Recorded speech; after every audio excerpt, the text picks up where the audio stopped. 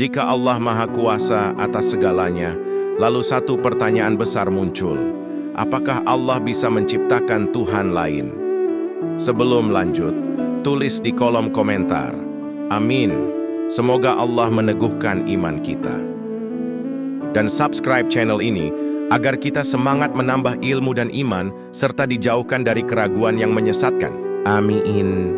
Allah adalah Al-Khaliq, Sang Pencipta.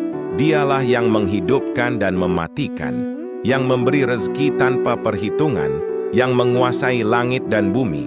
Allah berfirman, Allah menciptakan apa yang Dia kehendaki, dan Allah Maha Kuasa atas segala sesuatu. QS An-Nur 45. Tidak ada satupun makhluk yang hidup tanpa izinnya, dan tidak ada satupun yang mati tanpa kehendaknya. Allah menghidupkan dan mematikan setiap detik. Allah menghidupkan jutaan makhluk, dan setiap detik pula Allah mencabut jutaan nyawa. Allah berfirman, Dialah yang menghidupkan dan mematikan, dan kepadanyalah kamu dikembalikan. QS Yunus 56. Janin hidup karena izin Allah. Orang sehat wafat karena izin Allah. Kerajaan berdiri karena izin Allah, dan runtuh pun karena izin Allah. Tidak ada satupun yang bisa menolak jika Allah telah menetapkan. Allah Maha Kuasa, namun tidak melakukan hal mustahil. Disinilah muncul pertanyaan yang sering membuat manusia bingung. Kalau Allah Maha Kuasa, apakah Allah bisa menciptakan Tuhan lain yang juga Maha Kuasa? Pertanyaan ini bukan pertanyaan iman, tetapi jebakan logika jika tidak dipahami dengan benar. Jawaban yang benar dalam akidah Islam, Allah Maha Kuasa atas segala sesuatu, tetapi segala sesuatu yang mungkin, bukan sesuatu yang mustahil secara hakikat.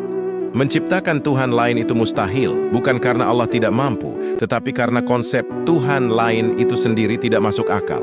Kenapa? Jika ada dua Tuhan Maha Kuasa, apa yang terjadi?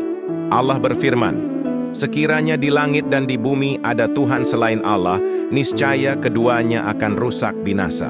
QS Al-Anbiya 22. Mari kita renungkan, jika ada dua Tuhan Maha Kuasa, salah satu ingin sesuatu terjadi, yang lain ingin sebaliknya, mana yang menang? Jika salah satu kalah, berarti dia bukan Maha Kuasa. Jika tidak ada yang kalah, berarti alam semesta kacau. Maka keesaan Allah adalah keharusan, bukan sekadar kepercayaan. Allah Esa dalam zat, sifat, dan kekuasaan. Allah berfirman, katakanlah, Dialah Allah yang Maha Esa. QS Al-Ikhlas 1. Allah Esa dalam zatnya Esa, dalam sifatnya Esa, dalam kekuasaannya Allah tidak dilahirkan, tidak melahirkan, dan tidak ada yang setara dengannya. Mengapa Allah tidak menciptakan Tuhan lain? Karena Tuhan bukan makhluk Tuhan, tidak diciptakan Tuhan. Wajib ada dengan sendirinya. Allah disebut Al-Wajibul Wujud, zat yang keberadaannya wajib. Menciptakan Tuhan lain sama mustahilnya dengan menciptakan lingkaran bersudut, menciptakan cahaya yang gelap, menciptakan api yang dingin. Bukan karena Allah lemah, tetapi karena hal itu bertentangan dengan makna Tuhan itu sendiri.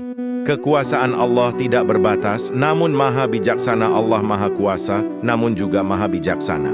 Allah berfirman, Allah tidak berbuat kecuali dengan hikmah. QS Ad-Dukhan 38. Makna tafsir. Allah tidak bermain-main. Allah tidak menciptakan sesuatu yang sia-sia. Segala ketetapannya penuh hikmah. Renungan untuk kita manusia sering bertanya, bisakah Allah ini? Bisakah Allah itu? Padahal yang lebih penting adalah, sudahkah kita taat kepada Allah? Sudahkah kita berserah diri kepadanya? Sudahkah kita mengenalnya dengan benar? Allah berfirman, tidaklah aku menciptakan jin dan manusia, melainkan untuk beribadah kepadaku.